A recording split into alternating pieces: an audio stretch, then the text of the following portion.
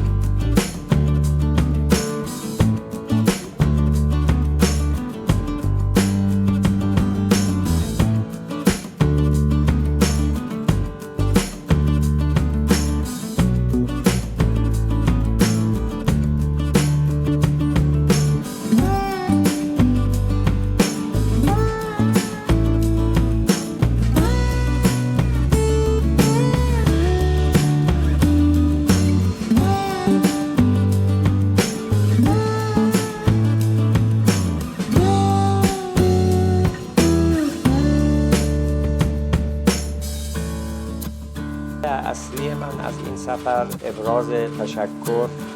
و قدردانی و سپاس از ملت عزیز و برادر و بزرگ لبنان و همینطور دولت و بقیه دستگاه‌ها و مراجع و مقام‌های عالی رتبه لبنان که به مناسبت شهادت رئیس جمهور اسلامی ایران حضرت آیت الله سید ابراهیم رئیسی و وزیر امور خارجه شهید جمهوری اسلامی ایران جناب آقای دکتر حسین امیرعبداللهیان با ملت و دولت ایران همدردی کردند و با پیام‌های خودشون و مواضع خودشون و حضورشون در مراسم مختلف بزرگداشت این شهیدان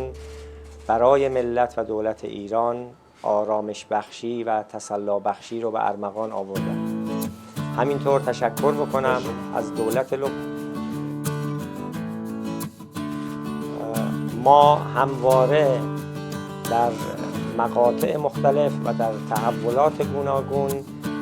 رایزنی و مشورت و همکاری با مسئولان محترم لبنان به ویژه وزیر محترم امور خارجه و دیگر مقام‌های لبنان رو در دستور کار داشتیم. ثبات، آرامش و پیشرفت لبنان هدف جمهوری اسلامی ایران هست و تلاش جمهوری اسلامی ایران برای آرامش و پیشرفت